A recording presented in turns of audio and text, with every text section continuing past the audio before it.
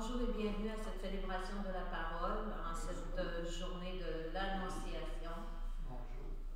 Bonjour. Je ne pouvais pas faire autrement que de commencer avec un chant à la Vierge Marie. Puis ça, c'est un de mes chants préférés qui est capable de m'arracher des larmes à force que je le trouve beau. C'est pour ça que ce matin, ça me tentait de commencer avec ça. Puis, je tiens à dire bonjour également à toutes les personnes qui nous écoutent à la maison en ce moment. Alors, on est jour pour jour, 9 mois avant la naissance de Jésus. L'Esprit du Seigneur prend possession de l'humble Vierge Marie et suscite en elle la parole même de Dieu. Le Verbe s'est fait chair et il a habité parmi nous. Éternel jaillissement de vie qui s'opère encore chaque jour dans le cœur des chrétiens et des chrétiennes. Bienvenue, venez vous asseoir avec votre souci. Bonjour. Alors, là, je vais enlever mon outil parce qu'il va tomber par terre, là. Moi puis les cellulaires, on ne fait pas trop un bon ménage. Alors, nous allons lire ensemble, au nom du Père et du Fils et du Saint-Esprit. Amen.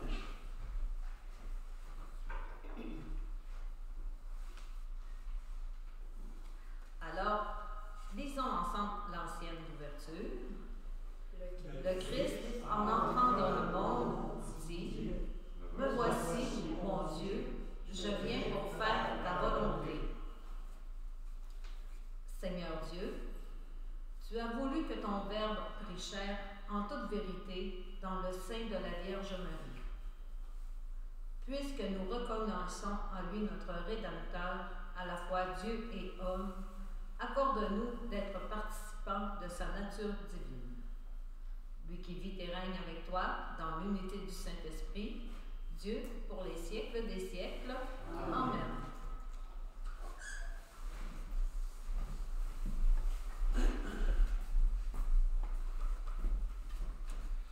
Lecture du livre du prophète Isaïe. En ces jours-là, le Seigneur parla ainsi au roi Akaz.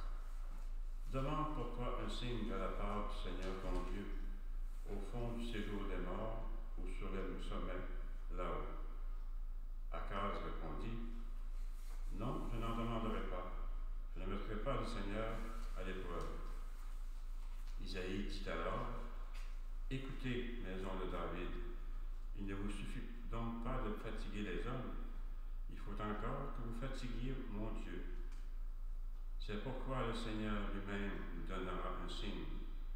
Voici que la Vierge est enceinte, elle enfantera un fils, qu'elle appellera Emmanuel, car Dieu est avec nous. Parole du Seigneur. Ensemble, pour le répondre du psaume, me voici, Seigneur, je viens faire ta volonté. Tu ne voulais ni offrande, ni sacrifice, tu as ouvert mes oreilles.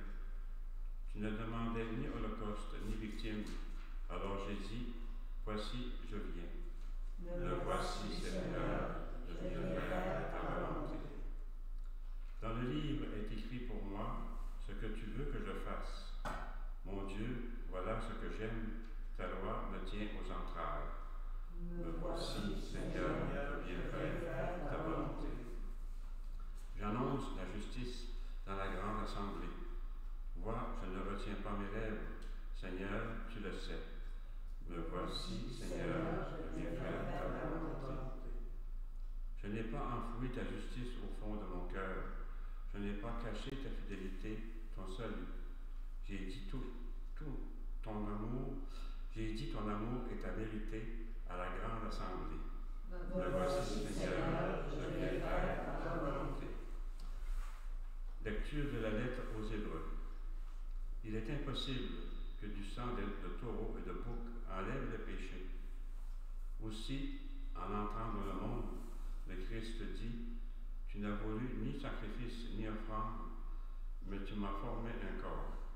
Tu n'as pas agréé les holocaustes ni les sacrifices pour le péché.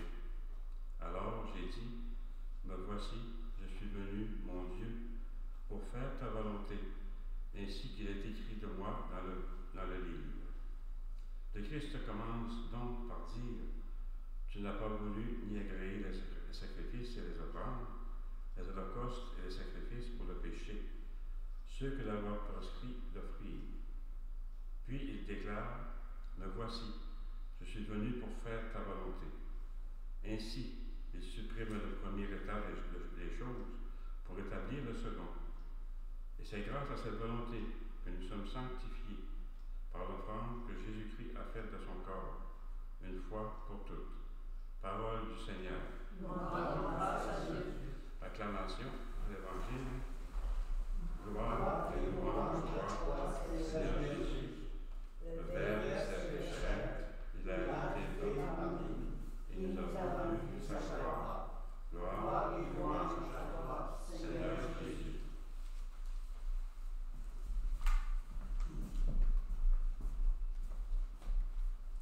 Le Seigneur soit avec vous. Et avec votre esprit. Évangile de Jésus-Christ selon saint Luc. Gloire à toi, Seigneur Jésus. En ce temps-là, l'ange Gabriel fut envoyé par Dieu dans une ville de Galilée appelée Nazareth, à une jeune fille vierge, accordée en mariage à un homme de la maison de David, appelé Joseph. Et le nom de la jeune fille était Marie. L'ange entra chez elle et dit, « Je te salue, comblée de grâce, le Seigneur est avec toi. » À cette parole, elle fut toute bouleversée et elle se demandait ce que pouvait signifier cette salutation. L'ange lui dit alors, « Sois sans crainte, Marie, car tu as trouvé grâce auprès de Dieu. Voici que tu vas concevoir et enfanter un fils. Tu lui donneras le nom de Jésus. Il sera grand, il sera appelé Fils du Très-Haut. Le Seigneur Dieu lui donnera le trône de David, son père. Il régnera pour toujours sur la maison de Jacob, et son règne n'aura pas de fin. » Marie dit à l'ange, « Comment cela va-t-il se faire, puisque je ne connais pas d'homme? » L'ange lui répondit, « L'Esprit Saint viendra sur toi, et la puissance du Très-Haut te prendra sous son ombre. C'est pourquoi celui qui va naître sera saint. Il sera appelé Fils de Dieu. Alors, or, voici que dans sa vieillesse, Élisabeth, ta parente, a conçu elle aussi un fils et en est à son 6e mois, alors qu'on l'appelait la femme stérile, car rien n'est impossible à Dieu. Marie dit alors, « Voici la servante du Seigneur, que tout m'advienne selon ta parole. » Alors l'ange la quitta. Louange à toi, Seigneur Jésus.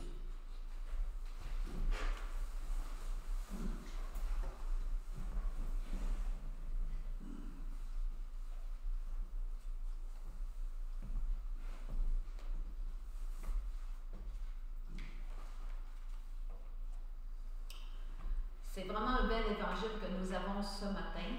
Moi, c'est sûr que quand j'étais petite, je me suis toujours demandé, alors qu'on se préparait pour la fête de Pâques, pourquoi on avait la fête de l'Annonciation durant le carême. Puis, Marie, elle reçoit aujourd'hui une communication divine. Aujourd'hui, on appellerait ça un courriel ou je ne sais pas trop quoi, mais elle a reçu un beau message du Seigneur. Elle reçoit un beau message du Seigneur, comme quoi aujourd'hui, à partir d'aujourd'hui, elle allait recevoir le don de Dieu. Alors aujourd'hui, on célèbre son oui, parce qu'elle n'était pas obligée de dire oui. Mais Marie, dans toute son humilité, de sa manière humble, elle a dit oui. Elle a accepté de se laisser habiter par le Sauveur du monde. Alors on fête son oui à l'ange Gabriel. Puis, moi ça me faisait penser, pendant que je la relisais, des fois, à l'âge où je suis rendue, des fois il y a certaines périodes de temps où je me demande, tu sais, bon, j'ai fini d'élever mon fils. Des fois, j'ai l'impression, bon, ben, je continue à vivre, mais pourquoi? Puis je me dis, oh, ma vie est stérile. Je me sens comme une vieille, tu sais, je me dis, oh, c'est ce que je fais, là, je ne sers plus à grand-chose. Mais le oui de Marie ce matin vient me faire dire, regarde, encore aujourd'hui, j'ai à dire oui. Je peux dire oui encore au Seigneur, de me laisser habiter par lui, puis que ma vie ne soit pas stérile. Alors moi, c'est vraiment le petit lien que je me dis, à tout âge, à toute période de notre vie, on peut faire en sorte que notre vie ne soit pas stérile, en autant qu'on soit capable de dire oui à l'offre que Dieu nous fait de se laisser habiter par le Sauveur. Alors, quand on a l'impression que notre vie n'a plus de sens, qu'on ne sert plus à rien, des fois ça peut arriver quand on est malade, on est en maladie, on se dit, voyons, à quoi que je sers? Ben non. Si on se laisse habiter par le Sauveur, on a toujours encore une mission. Même si c'est juste de prier pour les autres, de prier pour nos enfants, nos petits-enfants, ben regarde, écoutez, on sert à quelque chose. On sait comment le monde a besoin de prière. Alors, même en priant, si on est à la maison et on a un petit sentiment, là, ah, mon Dieu, que je ne sers plus à grand-chose. Non. Si on fait comme Marie, puis qu'on se laisse habiter par le Sauveur du monde, qu'on dit oui à l'ange Gabriel, ben coudonc, regarde, notre vie n'est pas stérile. On peut encore féconder. Ça me faisait penser quand j'étais enceinte de mon garçon, puis que je me couchais le soir, ben des fois, tu sais, j'avais fait ma journée, puis là, lui, il se mettait à brasser pour me donner des coups de pied dans le ventre. Ben je me dis, Jésus, c'est encore ça. Tu sais, des fois, on est tellement occupé dans notre vie, là, ben là, on ne pense pas au Seigneur. Mais lui, il est comme là, matin, là, puis il nous donne des petits coups de pied, là. Hey, avancez, continuez d'avancer. Ça fait que moi, c'est comme ça. Fait que, encore un matin, je le vois comme un appel à faire comme la Vierge Marie, puis à me laisser habiter par le Sauveur. Je ne sais pas ça va être quoi ma mission demain, on ne sait pas si on va avoir la santé tout le temps, on ne sait pas ce qui va nous attendre demain. Mais si on dit tout le temps oui au Sauveur, ben écoute, on aura toujours un petit quelque chose à faire, une petite mission à faire sur cette terre. Fait que aujourd'hui, on a juste à réfléchir à l'invitation de l'ange Gabriel. Si on dit oui ou non à cette offre-là, comme la Vierge l'a fait en toute humilité.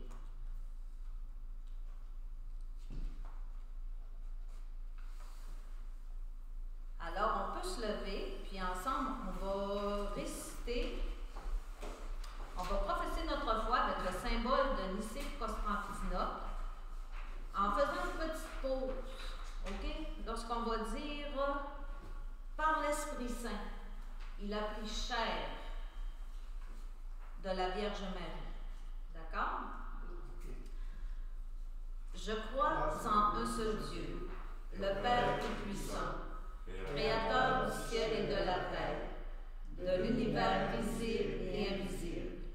Je crois en un seul Seigneur, Jésus-Christ, le Fils unique de Dieu, né du Père avant tous les siècles. Il est Dieu, né de Dieu, lumière, né de la lumière, vrai Dieu, né du vrai Dieu, engendré, non pas créé, consubstantiel au Père, et par lui tout a été fait. Pour nous les hommes et pour notre salut, il descendit du ciel. Par l'Esprit Saint, il a pris chair de la Vierge Marie et s'est fait homme. Crucifié pour nous sous Ponce Pilate, il souffrit sa passion et fut mis au tombeau. Il ressuscita le troisième jour, conformément aux Écritures, et il monta au ciel. Il est assis à la droite du Père. Il reviendra dans la gloire pour juger les vivants et les morts, et son règne n'aura pas de fin. Je crois en l'Esprit Saint, qui est le Seigneur et qui donne la vie. Il procède du Père et du Fils. Avec le Père et le Fils, il reçoit bien la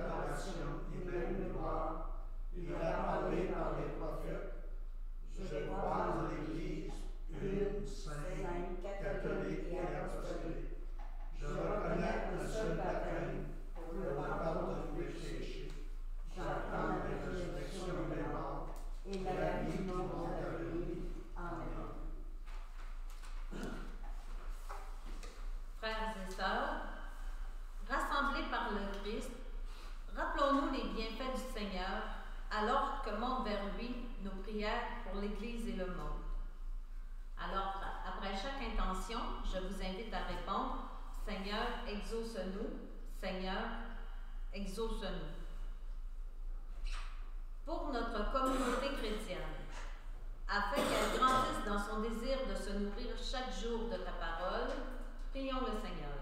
Seigneur, exauce-nous. Seigneur, exauce-nous. Pour les personnes malades ou en attente d'un diagnostic inquiétant, afin que le Christ soit la source de leur réconfort et de leur espérance, prions le Seigneur. Seigneur, exauce-nous. Seigneur, exauce-nous. Pour tous les gouvernements de la terre, que le Christ soit leur témoin par excellence de la non-violence et de la paix pour régler les conflits. Seigneur, exauce-nous. Seigneur, exauce-nous. Dieu notre Père, accueille nos prières que nous te présentons humblement, sachant que toi seul peux nous rendre possible ce qui nous paraît irréalisable. Nous te le demandons par Jésus, qui vit et règne avec toi dans l'unité du Saint-Esprit, maintenant pour les siècles des siècles. Amen. Alors, comme nous l'avons appris du Sauveur, et selon son commandement, nous osons dire notre Père, qui es aux cieux, que ton nom soit sanctifié, que ton règne vienne, que ta volonté soit faite sur la terre comme au ciel. Donne-nous aujourd'hui notre pain de ce jour. Pardonne-nous nos offenses, comme nous pardonnons aussi à ceux qui nous ont offensés. Et ne nous laisse pas entrer en tentation, mais délivre-nous du mal. Amen. Délivre-nous de tout mal, Seigneur, et donne la paix à notre temps. Soutenus par ta miséricorde, nous serons libérés de tout péché. À l'abri de toute épreuve, nous qui attendons que se réalise cette bienheureuse espérance, l'avènement de Jésus-Christ notre Sauveur. Car c'est toi qui t'appartient la puissance et la gloire pour les siècles des siècles. Amen. Alors, en ces temps si difficiles pour le monde entier, Seigneur Jésus-Christ, tu as dit à tes apôtres, « Je vous laisse la paix, je vous donne ma paix. Ne regarde pas nos péchés, mais la foi de ton Église. Pour que ta volonté s'accomplisse, donne-lui toujours cette paix, et conduis-la vers l'unité parfaite, toi qui règnes pour les siècles des siècles. Amen. » Alors que la paix du Seigneur soit toujours parmi nous, et que Dieu Tout-Puissant nous bénisse, au nom du Père et du Fils et du Saint-Esprit. Amen. Alors, allons porter l'Évangile du Seigneur partout dans nos milieux respectifs.